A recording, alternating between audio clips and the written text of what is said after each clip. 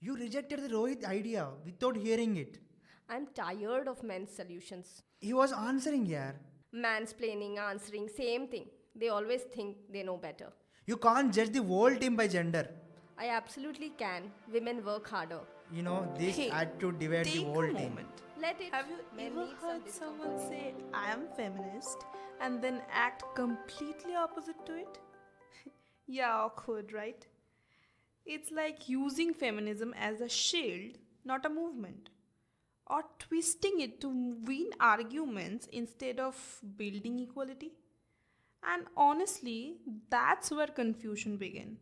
Many people start thinking feminism itself is the problem, when the real issue is how some people misuse it. So today let's talk about that noise, the noise that turns a simple idea into a battlefield. Hey, this is Srijata and welcome to Mind Unfiltered. Think why people act superior in the name of equality, almost like they're wearing a crown made out of the word itself. Why a woman weaponize the label instead of understanding it, using it for power, not purpose. And how real feminism gets drawn under loud, performative drama while the actual message whispers quietly in the background.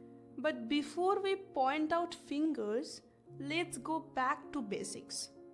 What feminism actually means without exaggeration, without noise, without ego. Where it started long before hashtags and microphones. What it fought for, like rights, dignity, fairness, etc. And why misusing it hurts everyone, like men, women, and the movement itself.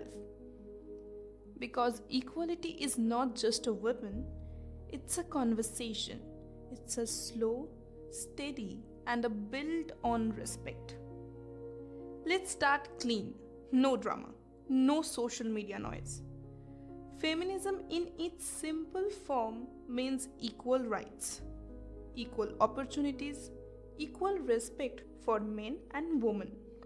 That's it. Not women being superior, not men being villain, not some gender war, just fairness. Feminism in one sentence: women are human, treat them like it. That's it. For centuries, women didn't have basic rights to work, to study, vote, own property, choosing their life, and their safety also. So people fought for equality. That fight was called feminism. And here's something a lot of people don't realize: real feminism helps men too. Men deserve mental health support. Men deserve to cry without being judged. Men deserve freedom from be strong always. Men deserve to choose their careers without stereotypes. So, yeah, true feminism is not a threat, it's a relief, by the way.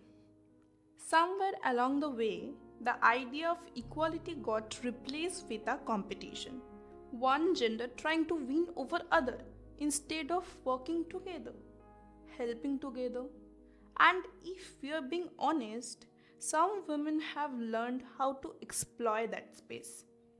Calling out men publicly just for attention, playing the victim even when they are wrong, using the word feminism as a mic drop weapon, not a meaningful voice. And what happened next? People stop listening to the real issues. The genuine fight get lost. The whole movement became a joke. So stay with me and let's unfilter this topic together, without drama, without hate, just honesty and a bit of courage.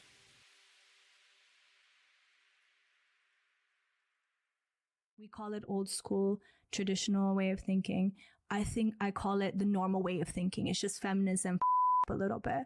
The rise of this toxic feminism. I'm not saying, women can't desire to have careers, but that we have sold this idea that you chasing after your career is going to be the most and only fulfilling thing in your life, and it's not true.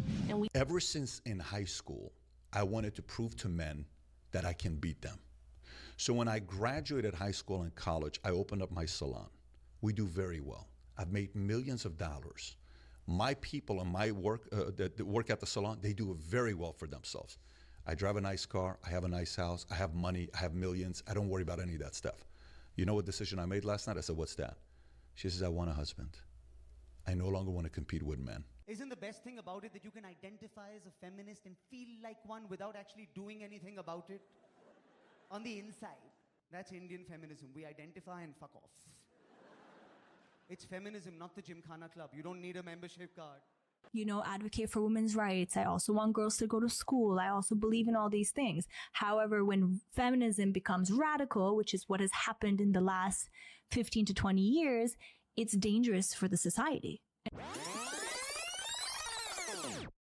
All right, now let's move forward. Let's dig deeper into the things we don't say out loud. Here's something many people feel, but never admit. Some women misuse sympathy, not strength, sympathy.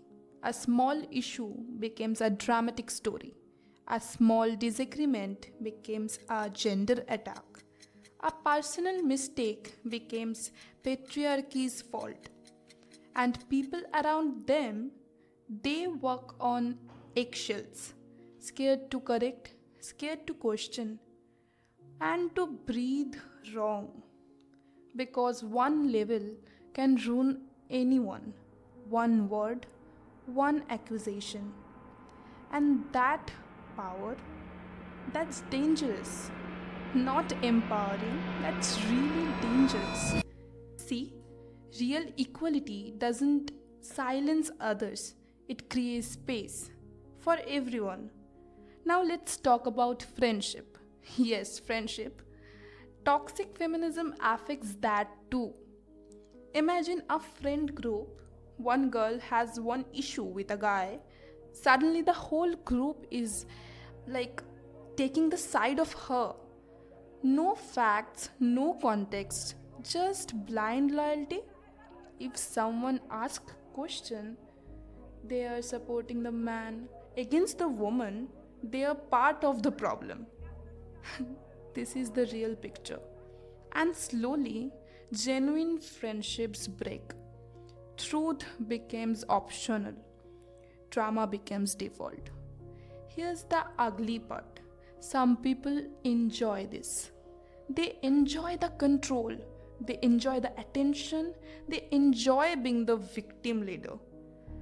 But guess who suffer quietly? Women who truly need help.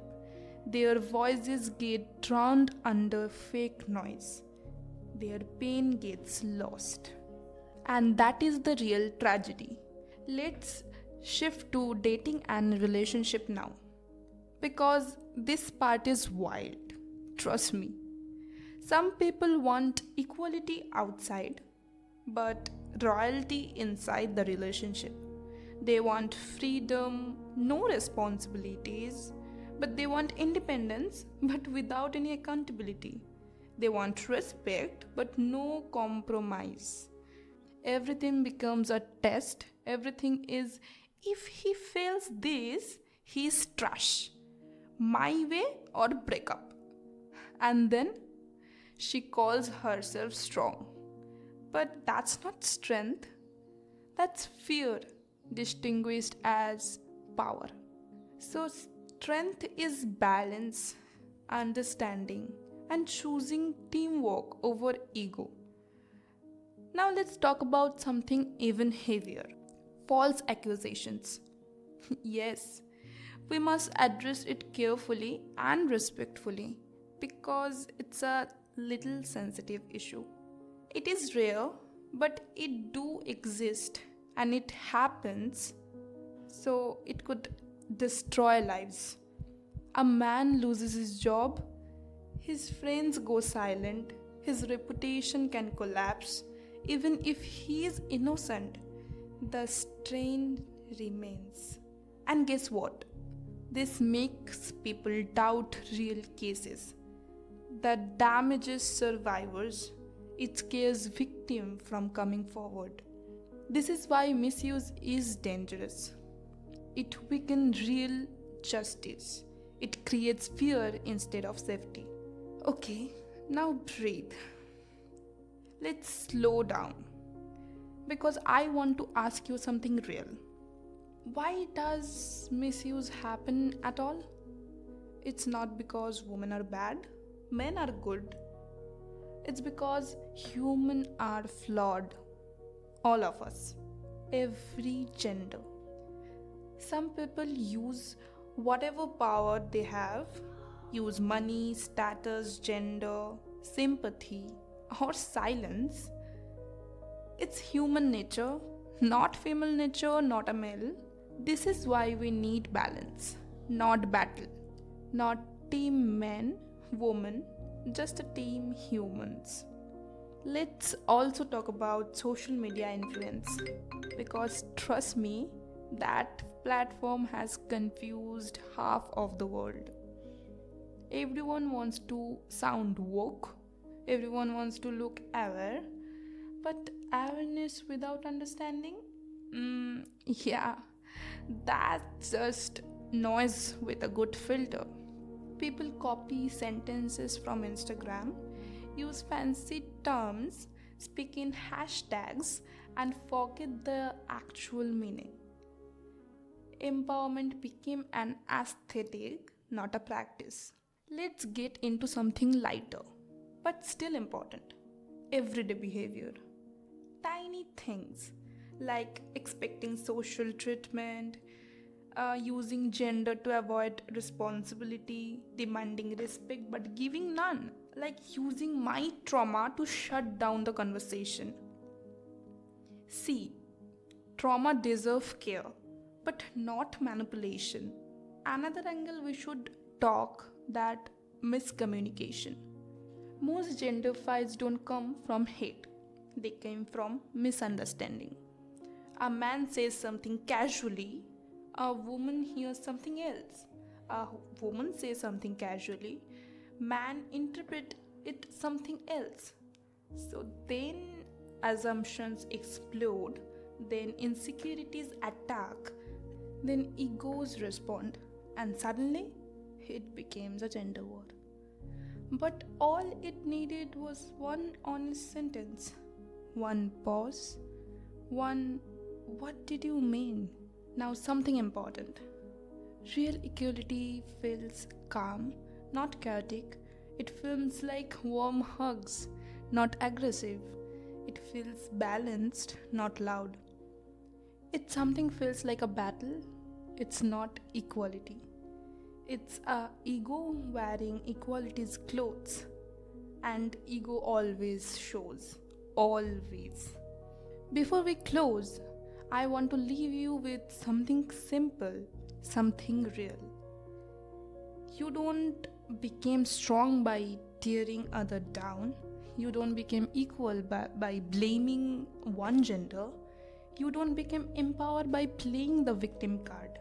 Or you don't become wise by shouting louder. You become strong by knowing yourself, equal by practicing fairness, empowered by being accountable, and wise by listening. This is Mind Unfiltered. This is me, Srijata. We talk raw, we talk real, we talk without masks, without noise, without fear. And today's truth is simple.